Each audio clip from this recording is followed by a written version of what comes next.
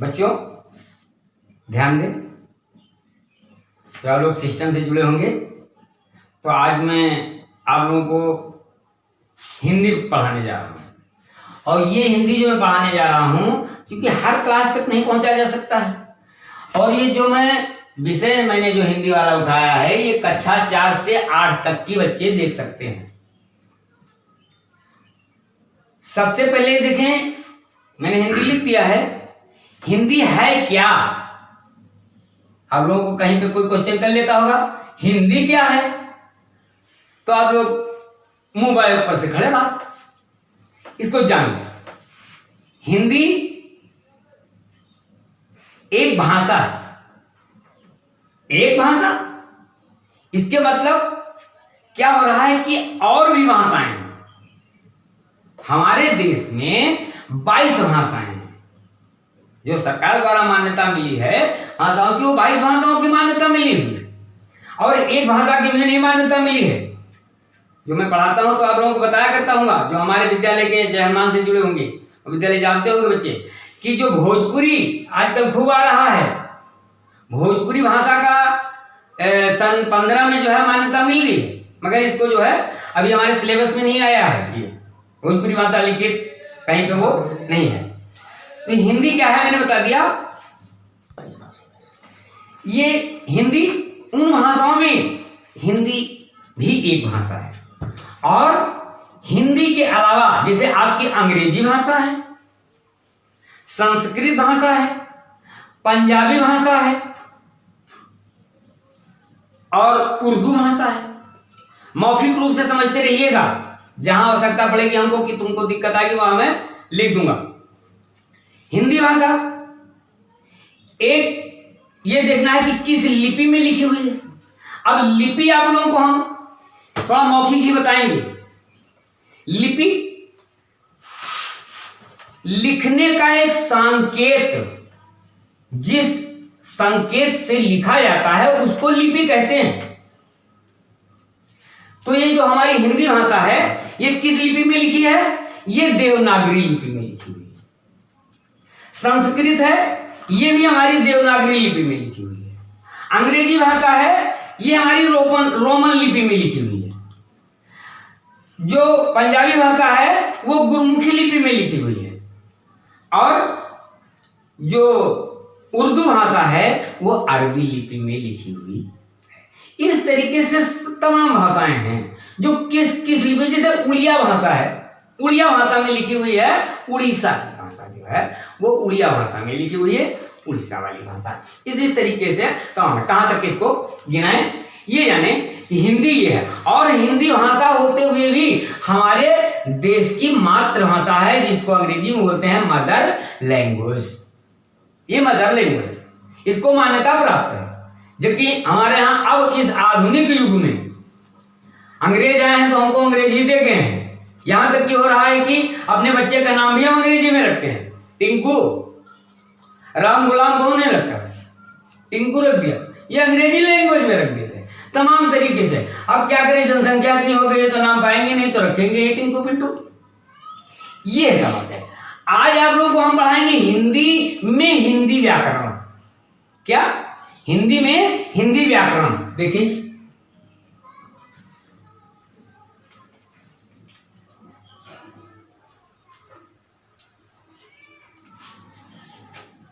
Point देखते जाइए जो हम शीर्षक डालते हैं, यानी हेडिंग, और हम मौखिक बताते रहेंगे। यही आप लोग मेरे मौखिक चीज को आप लोग लर्न कर लेंगे। इसको एक जो है होमवर्क समझ लीजिए। मेरे लैंग्वेज जो मैं बोल रहा हूं, लैंग्वेज क्या जो मैं स्पीच दे रहा हूं, इस स्पीच को एक पॉइंट है। व्याकरण आपको हेडिंग मिल गया है, ये होमवर्क भी समझ लीजिए। यहां पर मैं लिखूंगा नहीं, इसको आप लोग होमवर्क के रूप में जैसे मैं बता रहा हूं उसको आप लोग लिख लीजिएगा। व्याकरण, व्याकरण सरल भाषा में जान ले। व्याकरण क्या है?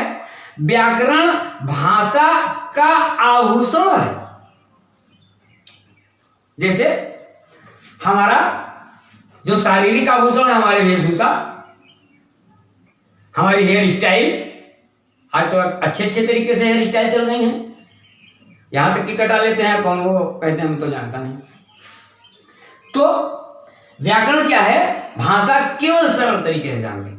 व्याकरण भाषा का आभूषण है। देखिए, एक से फंसते चले जा रहे हैं। अभी था व्याकरण और उसमें दूसरा शब्द आ गया भाषा। ये कहां से आ गया?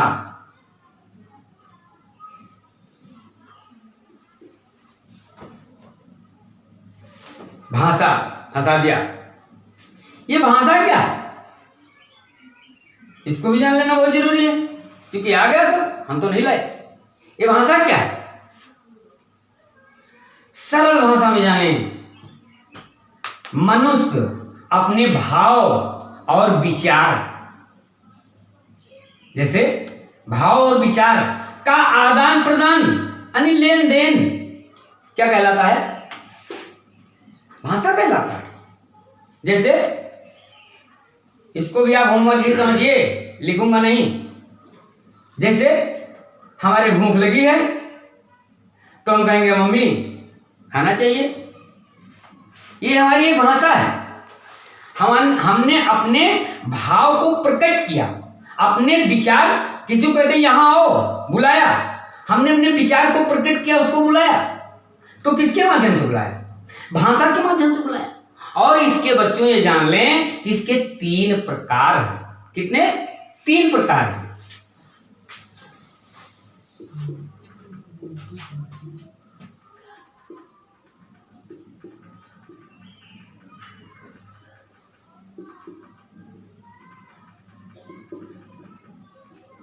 नंबर 1, मौखिक भाषा। क्या? मौखिक।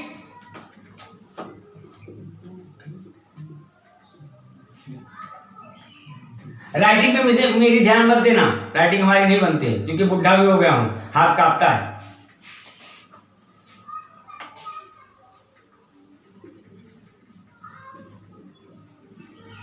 ये मौखिक भाषा क्या है? जो हम मुख से बोलते हैं। जैसे कोई नेता वो भाषण दे रहा है, स्पीच दे रहा है, तो वो किस माध्यम से दे रहा है? वो मौखिक भाषा के माध्यम से दे रहा है। दूसरी,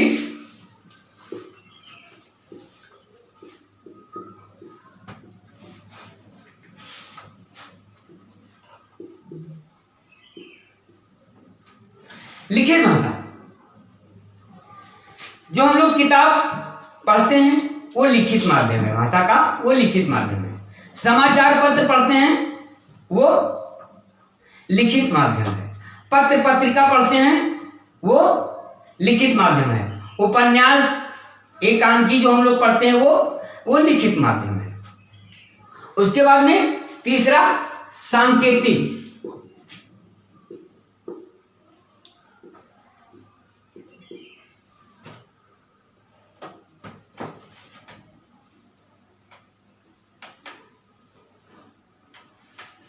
सांकेतिक भाषा। सांकेतिक भाषा क्या? अभी हमको दूर है कोई, उसको हमको बुलाना है, या मेन एग्जांपल आप लोग देखें,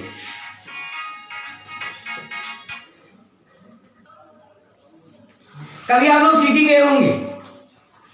सिटी में चौराहे पे एक सिविल ड्रेस तरीके से, यानी सफेद पोशाक में एक पुलिस आदमी खड़ा रहता है एक चौराहे पे। वो क्या करता है?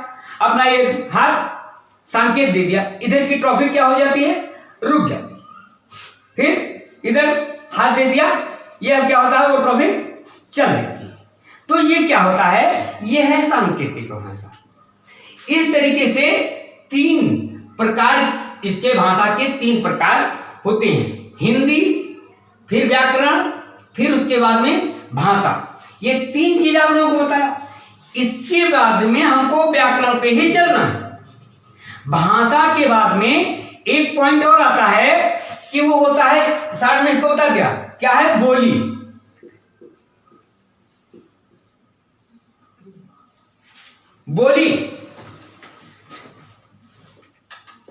बोली एक सीमित क्षेत्र में बोली जाती है, ये नहीं।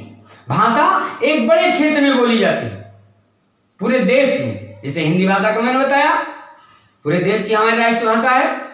पंजाबी भाषा पंजाब में बोली जाती है, इस तरीके से वो उनका विस्तार क्षेत्र होगा। मगर बोली, पूर्वी बोली, पश्चिमी बोली, एक कहावत हमारे पूर्वज लोग कहा करते थे कि कोस कोस पर पानी बदले 4 कोस पर बानी। 1 कोस चले हो 3 किलोमीटर पे चलने के बाद में पानी का बदलाव हो जाता है, कहीं का हल्का पानी, कहीं का मीठा पानी, कैसे होता है। और 4 कोस पे चले जाएं तो अभी जैसे हम लोग जब हनुमान बालिका इंटर कॉलेज सिठौली में है और सीधे हमारे यहाँ से 10 किलोमीटर नहीं है बेलसर, वहां पे जाएंगे तो वो थोड़ा से आयन गयन करने लगेंगे। इधर बिटरिया साइड में चले जाएंगे अपने के पश्चिम, वो थोड़ा दूसरा उसमें जो है बात खिंचाव करके बोलते हैं, याद बात ऐसे वर्ड बोलते हैं, ऐसी लैंग्वेज में बोलते हैं। तो ये वाणी, मगर इसको हम, इसीलिए मैं कह रहा हूं कि ये एक सीमित क्षेत्र में बोली जाती है, पूरे देश में नहीं बोली जाती है। और आगे जैसे बढ़ते चलेंगे, फैजाबाद के उस पार चले जाएंगे, वो लोग क्या बोलते हैं, पास को क्या बोलते हैं, दरियावा। दरिया मतलब यानी बगल में ही, पास में ही है। इस तरीके के तमाम है, यहां वहां की बोली है। हमारे सिलेबस में, हिंदी के सिलेबस में बोली भी एक आती है, एक ऑप्शन है, ये आप लोग बोली सुनिए। लिपि के बारे में हम मौखिक रूप से आप लोगों को बता ही चुके हैं, बोली के बारे में बता दिया, भाषा के बारे में बता दिया, हिंदी के बारे में बता दिया। इन सब चीजों के चलते हुए आगे हम बढ़ते हैं व्याकरण के और विस्तार। बच्चों, ये आप लोग ये समझ लें कि ये आपको होमवर्क भी मिल गया है। इसको जिस तरीके से मैंने बताया है, जो भी आपको याद रहेगा अपने रफ पे कर लेंगे, और रफ पे करने के बाद जिस सिस्टम से ये भेजा जाता है हम लोगों के पास में, उस तरीके से आप लोग भेज देंगे, तो हम लोगों को उसको चेक कर लेंगे। चेक करने के बाद में ये होगा कि आप लोगों को नेक्स्ट यानी अगले हम अपने वीडियो में क्या बताएंगे। अब ये हो गया, अब वर्ण क्या बताएंगे, वर्ण। वर्ण के बाद में आज ही बता दें कि हम अगली बार में क्या बताएंगे। वर्ण के बाद में होता है शब्द, शब्द के बाद में होता है वाक्य, वाक्य के बाद में हम फिर चलेंगे सीधे व्याकरण पे, विस्तार व्याकरण पे, जो होता है संज्ञा, सर्वनाम, विशेषण, क्रिया इत्यादि। फिर आगे विस्तार जो है काफी होगा। और ये वीडियो अपना देखते रहिए, अपना भविष्य सुधारें। कोविड-19 से बचने के लिए सोशल डिस्टेंसिंग का पूरा पालन करें। धन्यवाद।